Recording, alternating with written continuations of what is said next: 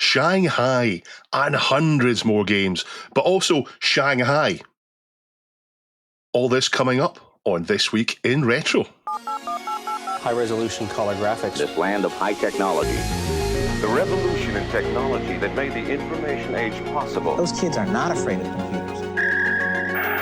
Exo wins again a brand new release right now. OS 2 and PowerPC. No one knew what the future would be. Gran Turismo school run. Yep, just like every dad out there, it's ditched sports cars for minivans. And updates on the Commodore 64 Ultimate and Collector's Edition ZX Spectrum coming up on this week's show for the week of Saturday, the 22nd of November, 2025. Up-to-date news for out-of-date tech. Hello, everyone. Welcome to the show. We have a guest on this week. Guest welcome. is Exo. Welcome to This Week in Retro. Exo is an amazing person. He has been doing things in retro since the early double-O's, the early noughties.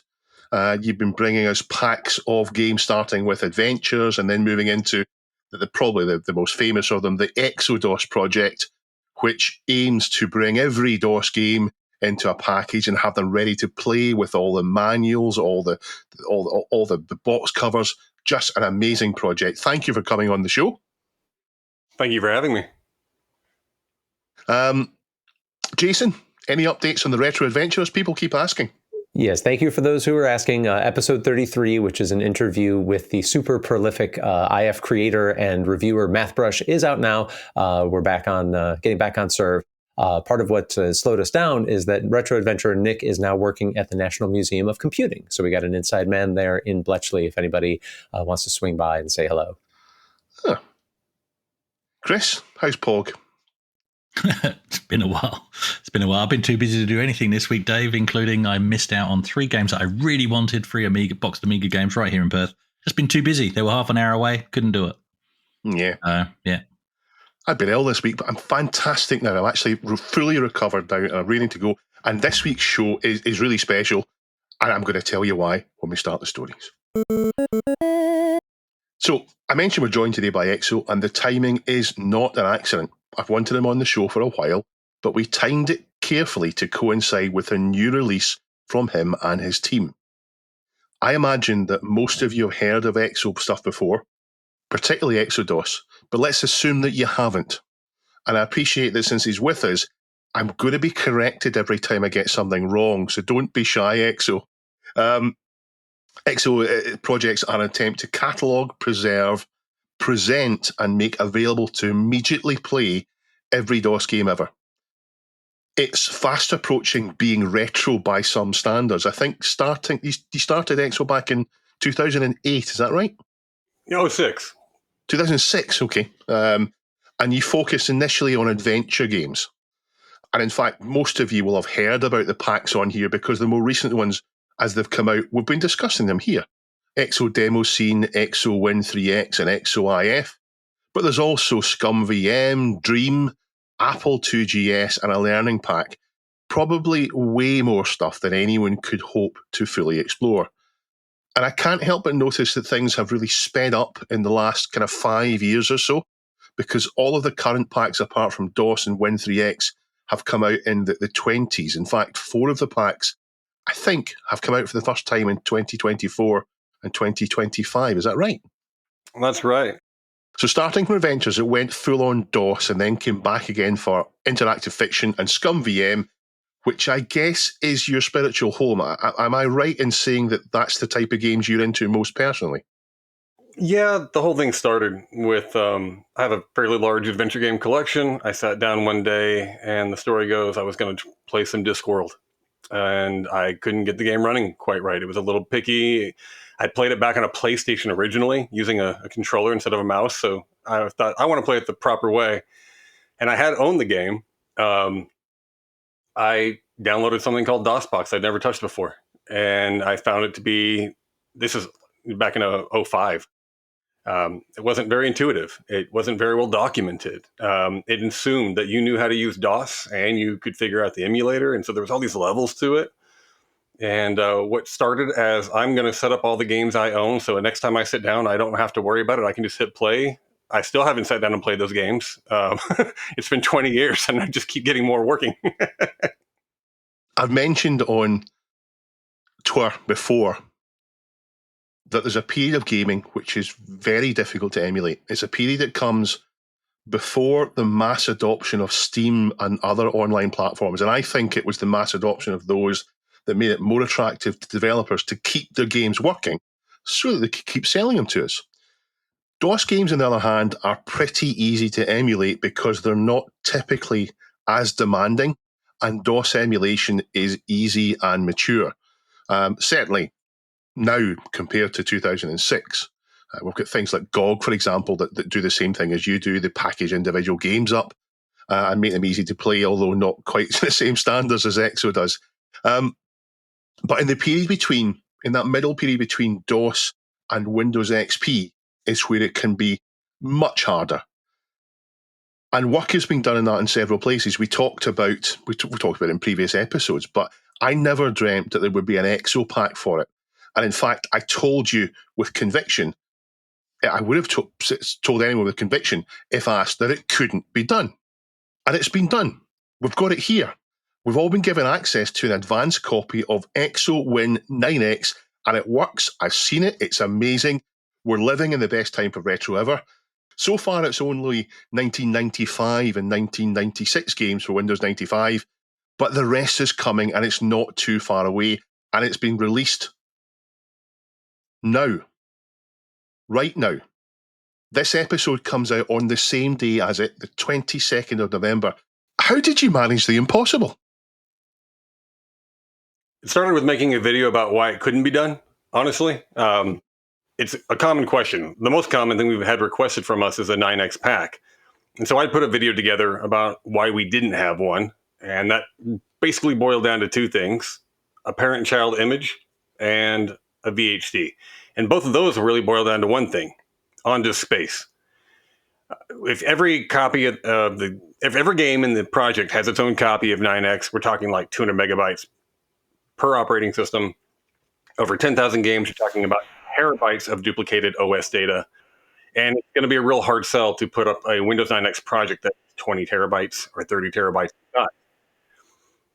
We had a fellow, I was lucky enough, who's a member of our Discord, by Terra Longer, and he saw the video and realized there was another way to do it. Instead of using the automatic parent-child imaging that exists out there, which wasn't working, it was creating child images that were way too large for the number of changes that were being processed. So yeah, you wasn't getting the benefit of it. You were getting the parent-child and then still ended up with the same amount of space.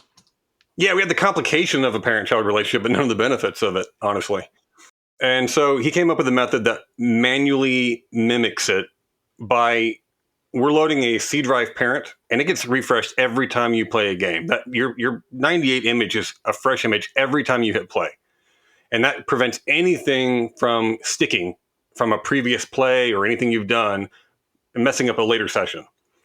And then a second image gets loaded, that's your D drive, and that's where the game resides, and any changes that took place to the C drive at install. So registry entries, QuickTime, any third-party dependencies are all saved on that D drive in a special folder. And then a Visual Basic script kicks on right when Windows boots, and it says, oh, these changes go to the Windows folder, this program goes over here, and it moves things to the C drive dynamically. So every time you start a game in 9X, it's giving you a fresh copy of 98, it's applying the changes on the fly as it loads up, and then it's loading that D drive. And so that gives you the ability to only have the changes that have happened specifically on disk stored in that D drive. So we can have 800 or so Windows games from 1995 through 96 right now in this pack that only take up 250 gigabytes instead of 1.5 terabytes because we're duplicating that operating system data. It's still a lot of space. I mean, 200 gigabytes is still a lot of space, but compared to what it could be if you had a full Windows 95 virtual hard drive for every one of them, it's much smaller. It's less than the size of one Call of Duty install. Yeah, I guess. I also noticed when I was having a look through the pack, it's not just the one way of running games that you have. I mean, some games will be more forgiving than others. The game that I love, that I was delighted to see, is called Chaos Overlords. It's a board game style game, cyberpunk game when you're trying to take over the city, and it's really simple. There's not a lot to it in terms of graphics and so on, but it just won't run on anything modern. So difficult to run. And when I launched it, I was expecting to see, I think it's DOSBox X you use, and then you launch Windows in that mostly. But this didn't do that. This launched 86box. So it ran a whole virtual machine from scratch just for this one, because it's more difficult to get it to run. And I imagine that you'll go through and say, what does this game need? What does that game need? And each game will have its own set of instructions. We do. And some games will actually launch both ways depending on the selections you make when you start it. Because we also have remote multiplayer built into this. So this game may run great in DOSBox X if you want to do multiplayer, because we can do IPX connections through there. But in a single player mode where you're going to have longer sessions, it tends to be more stable in 86box. So if you choose single when you start up, you're going to get an 86box load. If you choose multi, it's going to go through DOSBox X and kick on an IPX connection for you. So the same game can launch in two different methods depending on what's more stable for those particular options. Yeah, it's amazing. I mean, I looked through it. There's loads and loads of games there already, and it's only up to 1996. You're going to bring out packs for 97, 98, and so on. Are they coming? I think they're coming relatively soon, aren't they? I'm targeting 97 by Christmas right now. What a Christmas present. So relatively soon, yeah. I think that those years are really key. For me, I worked at the first CompUSA in 1998. And this was a time when people were being introduced to the internet. And so Packard Bells and compact systems were going out with all these OEM games on them. And so a lot of people I've met that didn't grow up around computers, this was maybe their introduction to them. And this also happens to be one of the hardest time periods. You can't go grab a disc from 1998, stick it in your machine, and just have it automatically play. There are a strange number of games that will start, like just randomly, that they work on a Windows 11 machine, oddly, but most of the time they don't. And there's a good example. Where in Time is Carmen Sandiego? If you search that game online, you will see Reddit thread after Reddit thread of people asking, how can I play this game? Because that one didn't come out on any other platforms. It's locked to that 9X era, and it doesn't play nicely with by the time XP came out, it didn't play nicely anymore. And even in this ecosystem, we have some games that have to start in 95. They won't start in 98.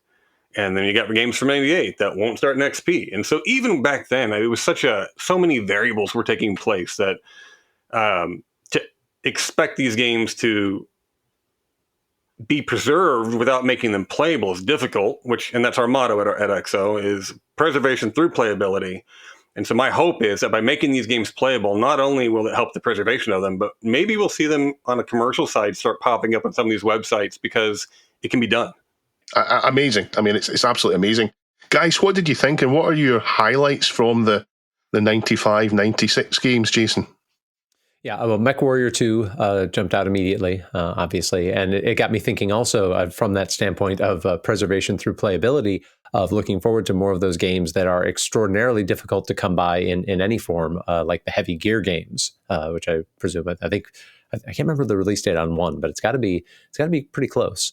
And it's intriguing too, like the idea of, there's a number of games in there that like Doom 2, like Quake, where the modern experience, of course, there's so many better ways to play it with upgraded engines and assets and so forth, but the idea of recreating that exact experience, so this was how this game shipped, this is what that experience would be, in this virtual machine. Really intrigued to spend a little bit more time exploring that. I did get full disclosure. I got as far as getting everything up and running, having the launch box, the thing populated, starting to launch a game. And then it was bedtime, and I had to get ready to come and record today. So I got that far. I can confirm that Heavy Gear is in the 97 pack. How big's the 97 pack going to be? Because 90, 95, and 90, I remember Windows 95 games, and I remember using Windows 95 as my kind of, this is what I use all the time, but DOS is where gaming still is. And it took until DirectX really took off. So is 250 gigabytes just the tip of the iceberg? Yeah, for sure. I mean, 95 is a very small year. I think we're talking about 200 games. That's not average. 96 is when things started ramping up. These are when you finally had, even in 96, a lot of these games like MechWarrior 2 had DOS versions. And of course Doom did, but we're running Doom 95, which was a tech demo that Bill Gates had them put together because there were more copies of Doom on computers than there were Windows at that time. And so he thought, okay, we need to find a way to leverage this. And a part of the project is also not just the games, it's the ephemera around them. So that video that Bill Gates recorded, standing in a trench coat, holding a shotgun in the game of Doom, we've got that. It's in the game. So when you go through the front end, you right click the game, you go to extras, and that video's there. And we have, UHS files, Universal Hint System files. We've got strategy guides, soundtracks. The idea isn't just a game, it's everything around it too. And as we go, we get to build more of that.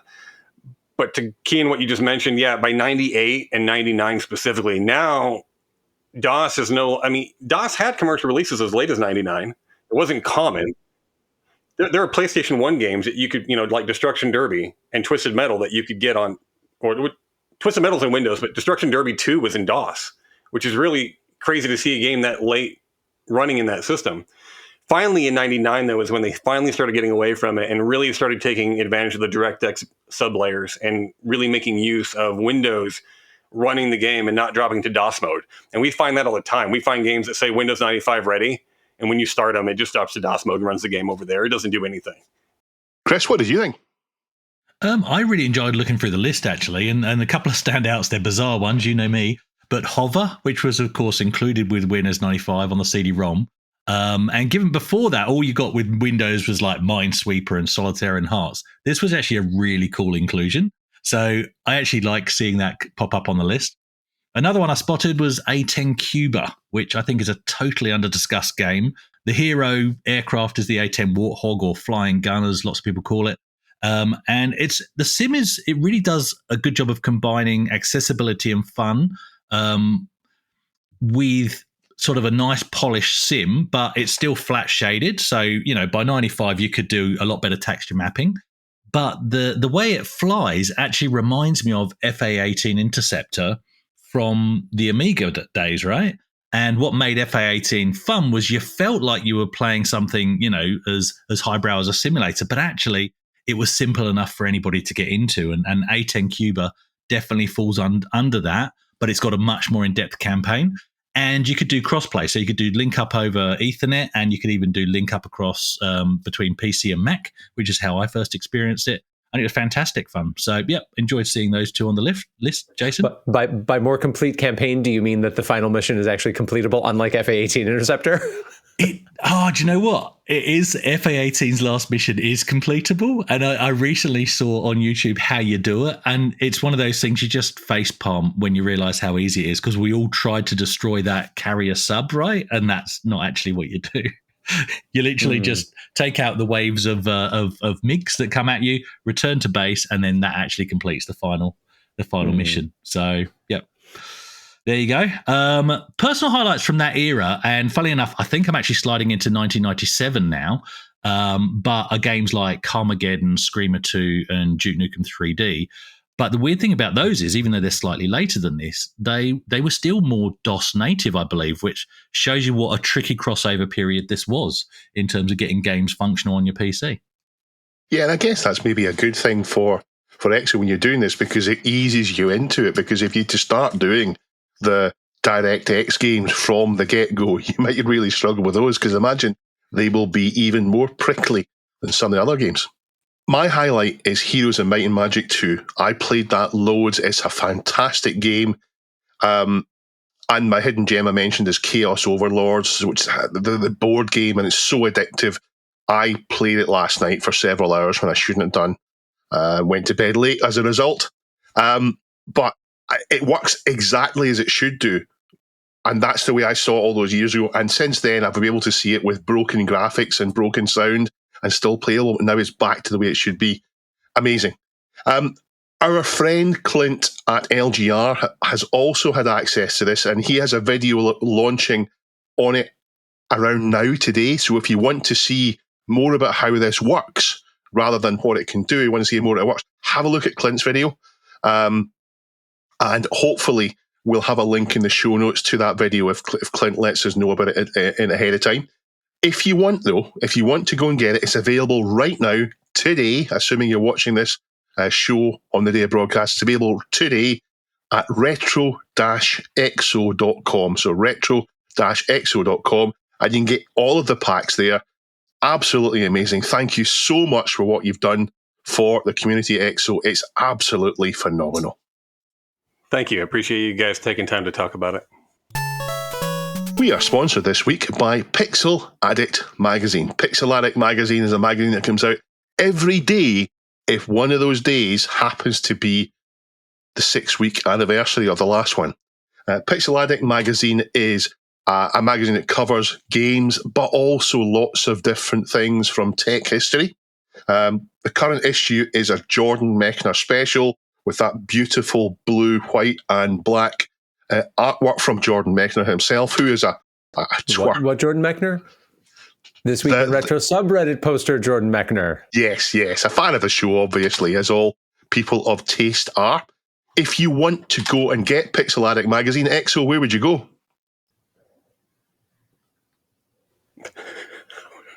How would you know? How would you know? It's a fun little game Dave likes to play. We call it How Would You Know? You would go to addict.media, where you can buy a copy of it, have it delivered, you can subscribe to it, you can get a PDF of it as well. Thank you very much for sponsoring us. A couple of stories met very different fates on our subreddit this week, but they share a common theme. In the 1980s and well into the 1990s, I'm just going to say, absolutely no one truly knew how the world of personal and business computing was going to shake out. And if you did, and you made the right bets accordingly, you are probably a literal billionaire, and you don't need to get your news from me on a Saturday morning. The first story was submitted by Pajako6502, and it covers a flavor of the OS2 operating system for a completely forgotten pocket of the IBM personal computer architecture, the Mach 20 upgrade board for early IBM PCs. I was completely unaware of the Mach 20, which is basically a 286 upgrade daughter board for 8086-based systems. But it was a hardware product sold by Microsoft, which, as you may recall, actually sold a lot of hardware upgrades for platforms like the Apple II very successfully. I was aware of OS2 back in the day. I probably touched it a few times in and out, but I honestly didn't spend much time with it back when it was still relevant. You three guys, did you have any OS2 experiences of any stripe? Will we be getting eXoOS2 anywhere down the line? I've looked into it. Really? There's 21 games released for it, but I don't know that any of them are actually unique to it. Okay. Right. But for that unique experience, that's plausible. I liked the look of OS2, but I thought it was a business thing. I never thought about it for home use. And I saw it in my dad's office moved to OS2. I don't think he was very happy about it, but they moved to OS2, and it just looked much more professional than Windows.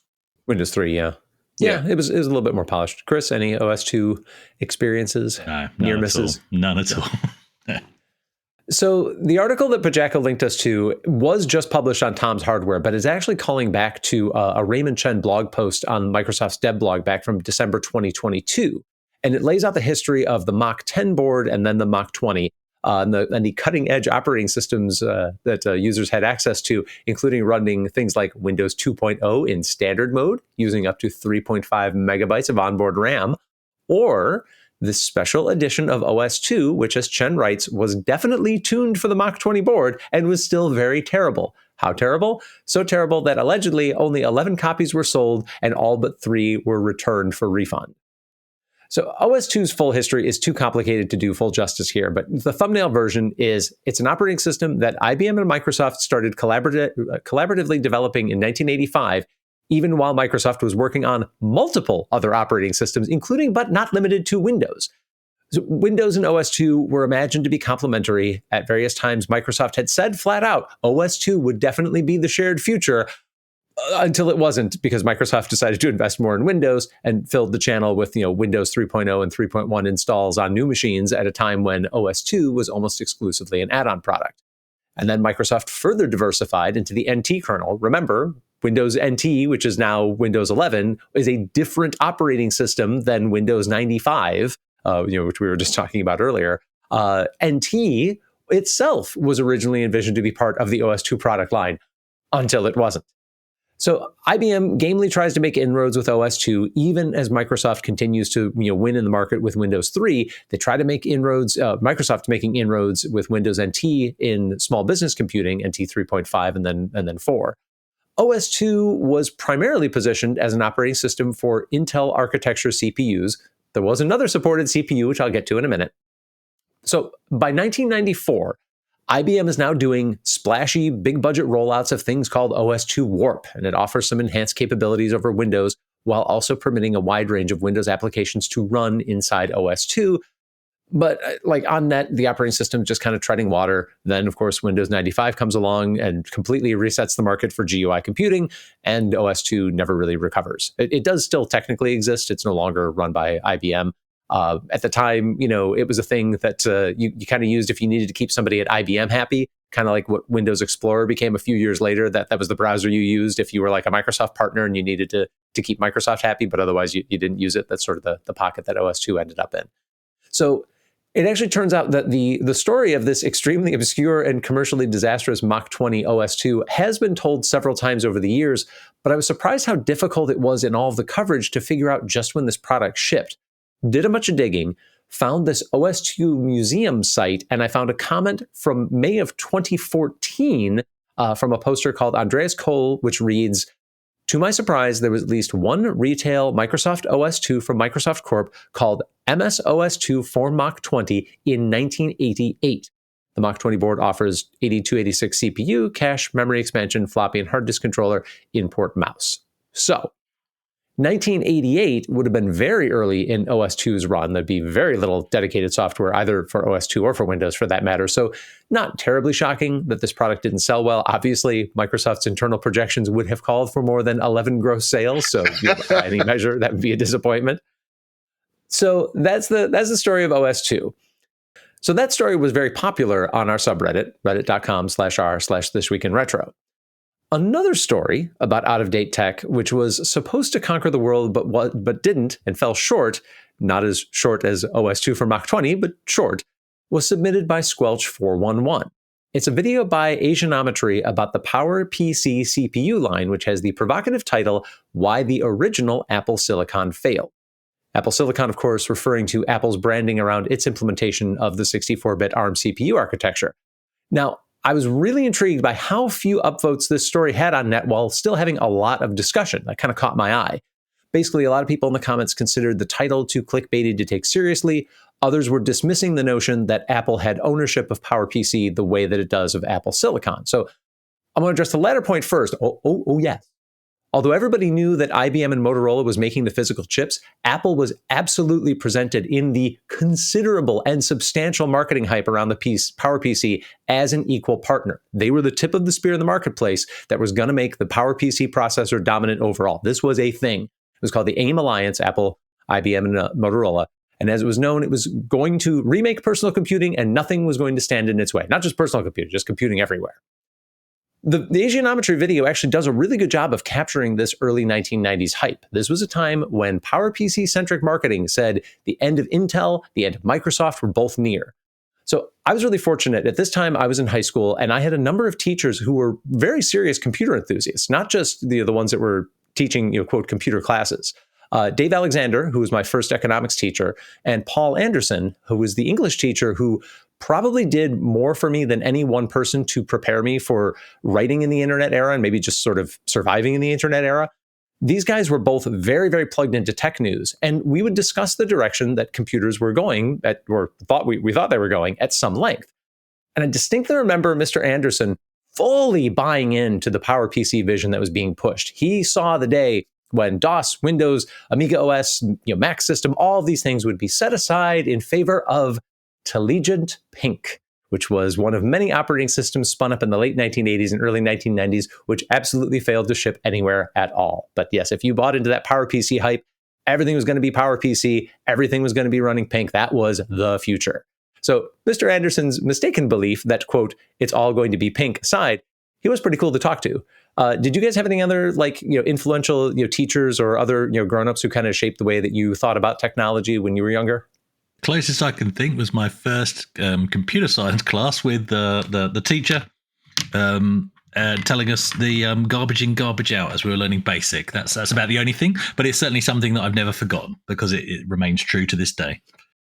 I remember my computer science teacher rescuing an Osborne from a skip and bringing it in, and it was slightly interesting to me at that point. Be much more interesting to me now, but it was slightly interesting to me at that point. But at that point, what I was interested in was the very latest in computing, because this is before the kind of retro bug got me when I realized, hang on, doesn't need to be the latest thing. But it kind of, this catches on to something I noticed. I was watching videos at the weekend there, and fine, I've been watching videos last week when I've not been well. I've been lying in bed watching videos, and it was people talking about playing games with their dads, and my dad was never interested in this. And I wished I had someone who was interested in these. I wish my dad was interested to play these games with me, because it sounds as if I missed out a lot there, because it was very much a solitary experience for me playing games until I got on, either had a friend round or got on to play MUDs. My computer teacher was the shop teacher, so he spent more time talking about tools than he did computers. You mentioned you said everything was going to be pink. Mine painted his tools pink so people wouldn't steal his tools. So that's about the only story I've got. Nice. or just more stealth marketing for Collegiate Pink. He may have just been really deep Maybe. pink. So the video goes on to do a good job of explaining where things start to go sideways for Apple's stay on the PowerPC architecture. So long story short, it was tough for PowerPC to keep up with demands for faster speeds, lower power, and cooler operating conditions that were becoming really important in the mid-2000s. Now, Intel's processors were bad at this too. I mean, remember those quote-unquote mobile Pentium 4 machines that ran crazy hot, or Transmeta's attempt to dislodge Intel and low-power needs? I mean, it was a tough time for everybody. The mainframe business that the PowerPC architecture was first designed for, of course, didn't have these types of problems, nor did the many home game consoles, which will merrily run whatever combo of fans and heat sinks you want to put on them, and nobody really blinks an eye. So, was the word "failed" in the title clickbaity? Well, maybe by the way, OS2 was also converted for PowerPC, so that was another way that PowerPC was going to conquer the world. It was going to have OS2. I mean, PowerPC, no, it was not an abject failure. It was not shipped 11 copies of a failure. But let's really look at its legacy. It was the second of 4 different processor architectures used by the Macintosh. It was the core of Microsoft's second and Sony's third flagship console. It was the core of a few Nintendo consoles, a buyer that, by the way, was making it very clear they didn't care over much about raw CPU power. PowerPC was absolutely hyped as the next great CPU architecture, and instead it went on to be a moderate success in certain areas, but the price-performance ratio never really clicked the way that it was advertised, and the indispensable killer software that absolutely, positively needed a PowerPC to run definitely did not materialize. Your thoughts, recollections, experiences with the PowerPC in its various forms? I think, like everything, it comes down to usage, and that applies to both OS2 and PPC. OS2 nearly made it, and I don't really know enough about it to understand how it had seemingly so much adoption and momentum, but just failed. If it's not what you said earlier about Microsoft somehow getting Windows 3.0 on machines preloaded, where people to buy OS2, apart from that, it seemed to me as if it was going to be the thing. OS2 at one point felt as if it had the user base to do it. But I don't think PPC ever did. I think PPC was people looking at it saying, this is going to be it. I can see the future, and this is going to, rather than we're already on the railroad track towards this being a success. So I think that's the difference for me there. But I want to point out that Windows never had anything as cool sounding as Warp. Do you not want an operating system named after something in Warhammer 40k? So if it came down to how cool the names were, OS2 should have won. I don't know, Dave, like Windows 2000, anything that's 2000 branded, that's pretty cool. So I'll put that up against 2000, yeah, that is pretty cool. It's not as cool as Warp, though. It's not 2000's cool. always the future, though. The Warp. Right. It is always the future. So any time on PowerPC, computer, console, otherwise? No, I didn't have any time there.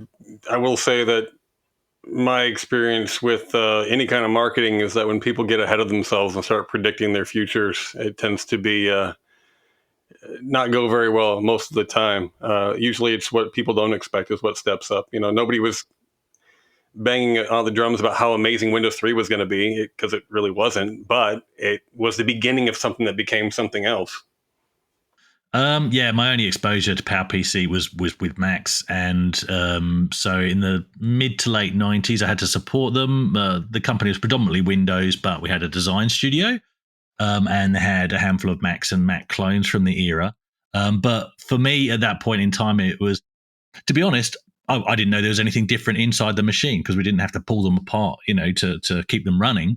So it was more of, are they compatible with each other? Can I get files from the PC side to the Mac and blah, blah, blah. So it was just a point of contention for me in terms of why can't they be more like PCs and why are the files so hard to transfer across? But I think for me, it was the early G3-based iMacs and Power Macs that were the first Macs to really impress me more than they annoyed me, if I can put it that way. And those were still PowerPC-based units. So there you go. So that's pretty much it. But I had to work closely with the design studio because I did web development. They were sort of dragging themselves out of the print era. And so it really was that era where, for me, I was seeing the same software being used on both. So I didn't see the point in spending more on a Mac with the PowerPCs running them. And again, it was just a point of frustration because every time I had to transfer a project from one to the other, there were compatibility issues, there were font issues, and it's a lot simpler these days. But back then, it was really not easy to get stuff from PC to Mac and vice versa. Yeah, and as to the marketing point, I mean, by all means, talk your book, try to chart the course to the future, but nobody knew what that future was going to be. And I'm sure there's a few of you sitting there that were scoffing at the PowerPC hype in 1993, and you were in that camp that was firmly convinced that the ARM chip that, yes, I know, was first sketched out on your beloved BBC micros, that would be the next big thing. But let's just frame where the ARM was. The ARM was a chip that powered a computer nobody owned, a game console that nobody bought, and a handheld device that didn't work. I mean, things really got to fall just right in your favor to win this game.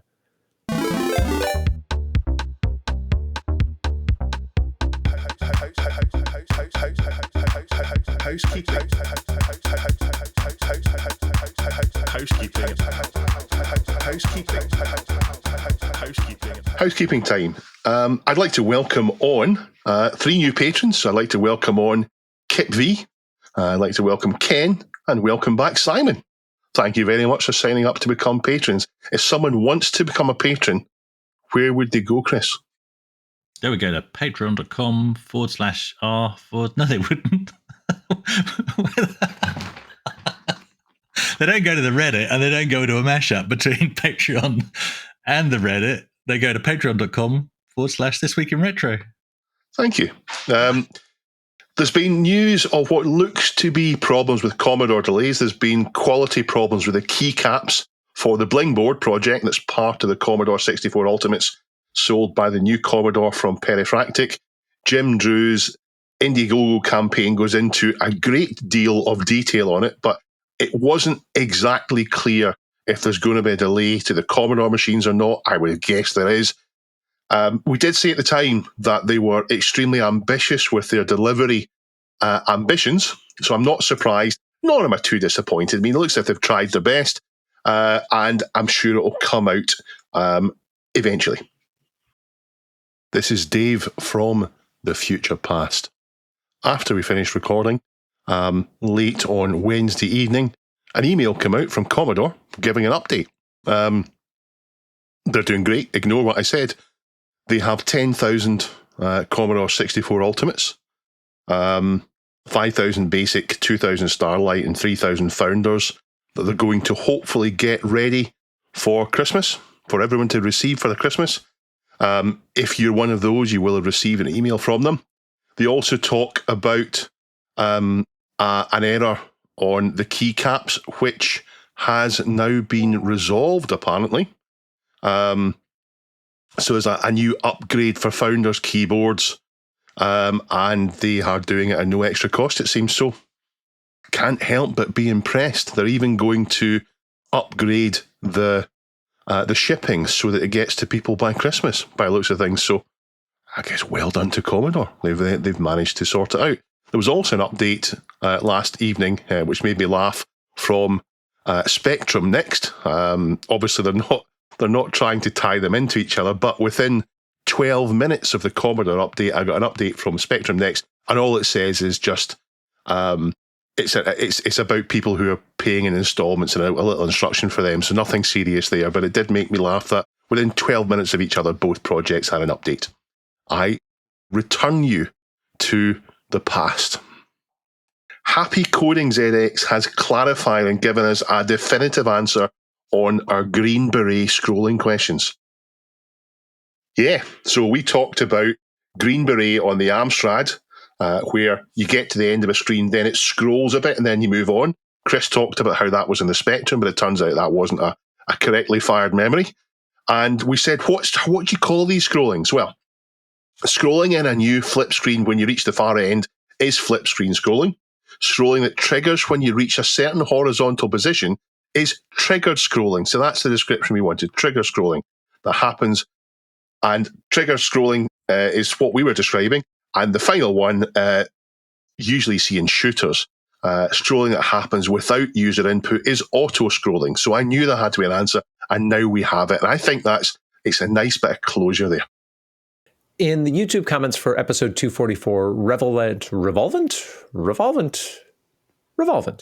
pointed out that the open source Unix-like BSD kernel is actually very common in a lot of consoles and other devices. It is not all the Linux kernel everywhere, as we kind of casually generalized. That is a good clarification, Revolvent.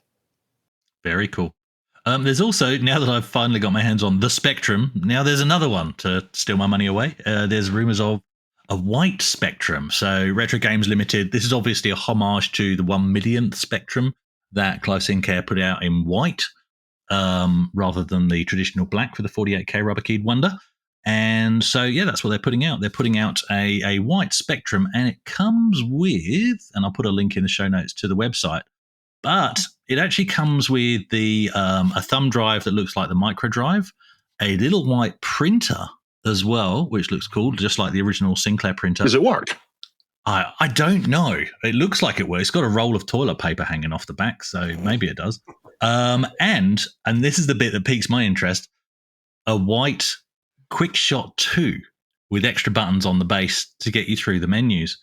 And there was, in fact, a black version of the QuickShot 2 with an original looking box at the Crash Live 2025 Expo. So I assume that's a project that's going to emerge in its own right. And if that's the case, I'm really excited about that, because that will go really nicely with my the Spectrum in black and the A1200 when that arrives. On to news and briefs now. And from Specific Low 9475, he says there's a new Codemasters archive. It might be new to Specific Low, but it's actually not new to us because we covered it in episode 181. That said, it is a fantastic site, and I encourage you to take a look, and that's why I think so many people have been upvoting it. Codemasters Archive is available at thecodemastersarchive.co.uk, and if you go to that /play online, you'll be able to play some games in your browser. And the JPster linked us to some images of Unix gaming at the Retro Computer Festival 2025, which happened last weekend. And G7VFY links us to a video, Steve Ferber, ARM at 40. That didn't hurt my feelings. You're never going to get one if it's ever again. Touch Magic links us to a video from Retro Game Core. It's about the Valve announcement of new Steam hardware. If you've been living under a rock for the past 2 weeks, you might not know about it, but Valve have released details of some new hardware they're bringing, including a new Steam Deck, and I think there's a new Steam Deck in it. I'm doubting myself now. Is there a new Steam Deck in it? No, not a new Steam Deck. But lots of new hardware coming, but they're talking about the retro credentials of the new Steam stuff. And people seem to be loving playing retro stuff in their Steam Decks. There's lots of different ways to play it, but Steam Deck is a good way to do it, I guess. So they're pushing that. And Paul CZY links us to an SDK for Commodore 64 development in C# and .NET. I would be very fascinated to see the system requirements that come out from that. Nam Tabmai has a video from TME Retro on the Open Flops, which is a cheap Gotek compatible device that lots of people have been making changes to in order to get it just right for their particular retro machine. Yeah, Open Flops is fantastic. I was watching that video a few days ago. So thank you to all of the people who have submitted stories. If you listen to this and you don't know what it means, we have a subreddit on Reddit where people go and submit stories they'd like us to talk about. If you submit a story there, people want us to talk about it. It'll end up in briefs, or it might even end up in one of the main stories that we talk about. So have a look at our subreddit, which is reddit.com/r/thisweekinretro.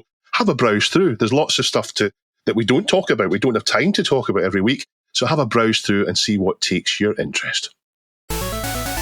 Games have always been a great way to simulate things most of us don't have access to. So things like space travel, which we covered last week, jet fighter combat, fighting dragons with magic spells, or driving stupidly expensive sports cars on tracks on the other side of the world. On the latter, while there were many games through the 80s and a couple of racing simulations like, F1 Grand Prix in the early 90s, they were all limited by the technology of their time. But then one came along in 1997 that started to change things. It boasted to be so realistic that they needed to design a better controller, the first DualShock on the PlayStation 1. And the game being so hard that you had to earn your in-game driving license before you could play the main campaign. And of course, unlike many games before it, which would simply allow the player a single hero car or a very limited choice of cars, this had 148 cars. Some attainable in the real world, but many were nothing but posters and dreams for most of us. Fast forward to the present day, and games like Gran Turismo and Forza they're so full on that I would actually rather just jump in my Cayman and go out for a real drive. And I'm sure Dave would do the same in his Jag. But that brings me to another point about driving games. It can actually be fun to ignore the unobtainium and hoon around in the digital tracks or the cityscapes in an in-game recreation of your real-life car. I did this in Need for Speed Underground 2 with my Nissan 180SX, which is a 240SX in the game, but it's the same car. And again in Midnight Club LA in both my 350Z Roadster and Chrysler 300C. But what I couldn't drive around in were the other cars that I've owned, like a Fiat Uno, a Hyundai Excel, Ford Fiesta, a Proton Persona, Nissan Patrol, or even, dare I say it, a Ford Falcon Ute. Well, as shared with us by Bajako6502 and written up on Games Radar by Dustin Bailey, there's a mod coming out for Gran Turismo 2 that may well fix that problem. The mod is called Gran Turismo 2 Beige Edition. And as Dustin says in the opening of his piece, this mod gets rid of all those awful racing machines and replaces them with the unexceptional cars of the world. There's a trailer video in the article, and there's a video showing some of the cars that will appear in it as well. So basically think minivans, think underpowered hatchbacks, think anything with wood paneling on the outside, think optimal cargo space and room for the whole family as the key performance figures that you'll be enjoying in this mod. The list goes on of stuff that they've done to the game. So over 330 brand new cars from over 50 manufacturers, over 150 trim and model edits to existing based game cars, completely revamped career mode, redesigned menus, assets, and more, a universal used car dealership, a new in-race soundtrack, and plenty more that apparently is coming to this mod. So guys, my question to you is, what generic family vehicles are you hoping this masterpiece will bring to the track? Jason? Oh, yeah. Clearly, and I'm going to make 5 Americans, groan and or cheer right now. Probably the Renault Alliance, which was a compact that was sold in the U.S. here in the 80s. That my extended family, ended up with like a zillion of these. It was first sold by an AMC, which ceased to exist shortly thereafter, and Renault joint manufacturing effort. I believe at one point when servicing one of my family's Renaults, and just started telling my mom what was wrong with it, he goes, "This car was built in Wisconsin. What do you expect?" Shout out to my fellow Wisconsinites. I'd also maybe a Geostorm, which was a sporty little fuel efficient vehicle sold by GM here for a while. Those always look pretty cool. I wouldn't mind seeing one of those in a race game. Nice. Exo, you a driver? Yeah, I do like to drive, and what's ironic is I used to play with the kind of really mundane cars back in the GT days, because that's, what I had. So that I found it to be a lot funner than the crazy cars that I'd never, I didn't know if the crazy cars felt real or not. I knew that little Datsun hatchback kind of felt a little bit janky, like the one that my first car was. I mean, how can you do a base pack and not have a Pinto? I think you got to have the Pinto in there. I think that's... Or and didn't the Pinto have the thing where, like, if you hit, you got rear-ended the wrong way, it basically exploded? Yeah. Really? So I want to see that added back to it too. Nice. That's a feature. Dave? There is something really delightful about this and something honest about it. We've got tons and tons of games with these supercars, and the idea of cutting about in a clapped-out family car is amazing. But does it have them in not quite looked after, very well condition? Random bangs coming out of them, the gear stick not quite getting into the right place, little tricks and workarounds you have to do to get them working. Does it have them start to shake at 74 miles an hour? You mentioned the Utes in it. I'm delighted that you're Utes in it. That's just what I'd want. But what about things in it? But it's one I would like to see. Yeah. What about things like Ladas and Skodas from the 80s and 90s? What about things like a Yugo? These are cars that we got in the UK. These were cheap cars. Now are decent. Cheap cars now are good. They're fine. They're fine to use. In the 80s and 90s, they were not. You got a Yugo and you regretted it. So I want regretful cars like that in it. That would be cool. I do recall it was either Gran Turismo, or I think it definitely happened in Sega GT, where if after a race you needed to replace a part, you had the option of buying a new part or a used part. Mm-hmm. And so I remember this particular race, I'd bought a used turbo, and just like would happen in real life, halfway through the race, I'm blowing black smoke out the back and I've got no power. It was fantastic. I think that was Sega GT. It was really nicely done. Funny story off the back of this. The guy that got me into Porsche, Heineck, he actually sold his 911 and bought a Volkswagen Transporter camper van and never looked back. So I think he'd enjoy this mod. What was it? No wing mirror? Sorry? Were there no wing mirrors? No wing mirrors on the Transporter van. Oh, because he never looked back. Yeah, very good. Anyway, but that brings me neatly into my closing point, though, because I'm going to be a bit of a nerd here and, of course, say it's not the first time we've seen boring underpowered cars in Gran Turismo, actually. As yes, they've even done minivans before. And that was as amusing as it was frustrating. Because, you see, in Gran Turismo 5 on the PS3, they finally featured the as seen on TV Top Gear test track. The very same Lotus-designed track that we'd seen Clarkson, Hammond and May all hooning around, not to mention the Stig himself and countless other celebrities as well, as they sought to throw down a fast lap time as their star in the reasonably priced car. And every fan at home watching the show wanted to have a go at that track. But in Gran Turismo 5, there was a catch. Yes, the game had the track, but you had to unlock it. How did you unlock it? You had to win a race on the track, but you were driving an air-cooled Volkswagen Combi van. And, yep, as a keen racer who really wanted to unlock that track so I could drive anything around it, including my 350Z, I have to hang my head in shame at how long it took me to actually master that race and unlock it.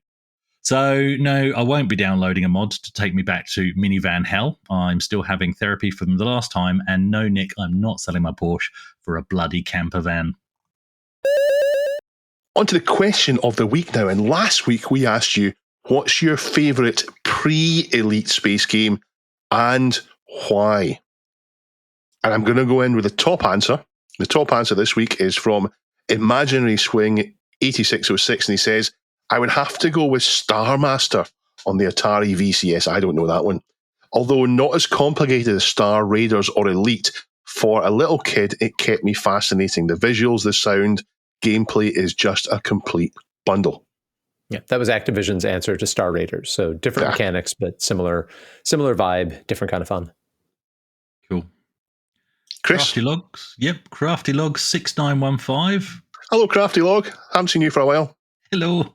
He said there was only ever Space Invaders, the pulsing sound of the ships walking across the screen, the colour overlay giving hints of what to expect in the future when technology catches up with imagination and budgets, the destructive scenery, and the challenge of hitting the last invader as it sped past your shot. I ploughed more money into the arcade version of this than any version of Elite, sorry. I never thought about that. Space Invaders had destructive environment. Yeah.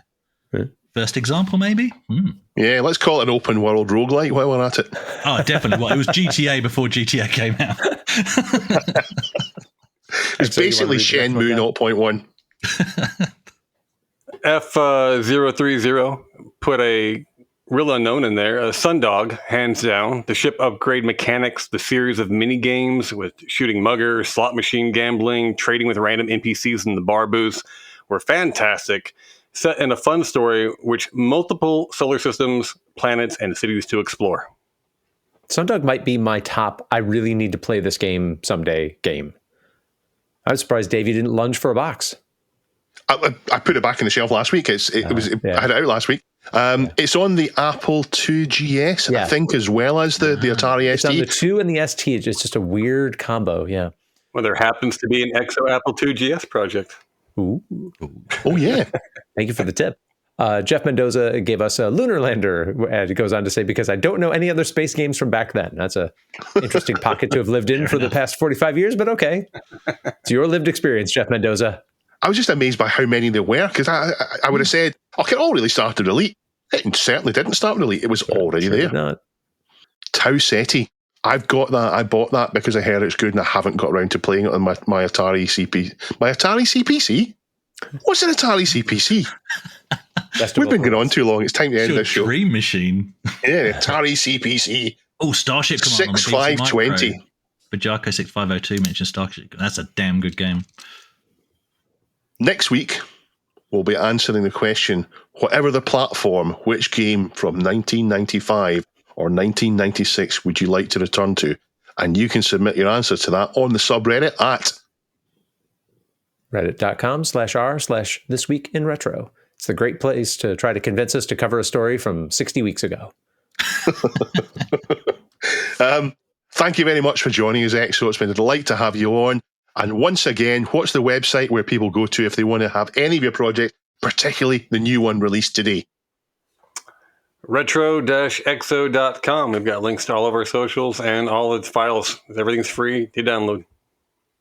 Brilliant. Fantastic. I'm waving. Very well. Jason's waving. Exo's waving. And now Chris is waving. Bye. See you next week, folks. Bye.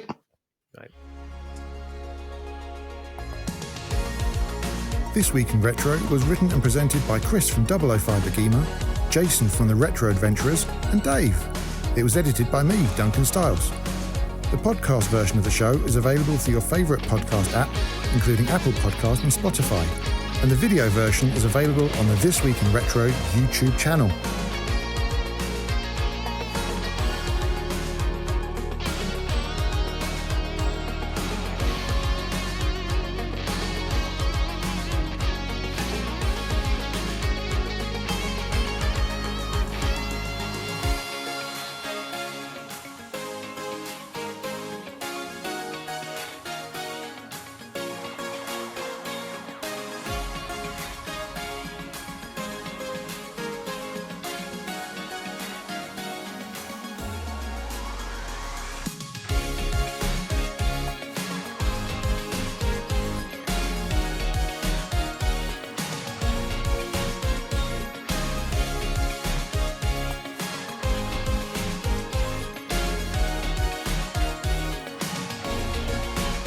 Join our community subreddit at r/thisweekinretro to suggest and vote on the stories we cover on the show. Please give us a like and subscribe to help us reach new viewers.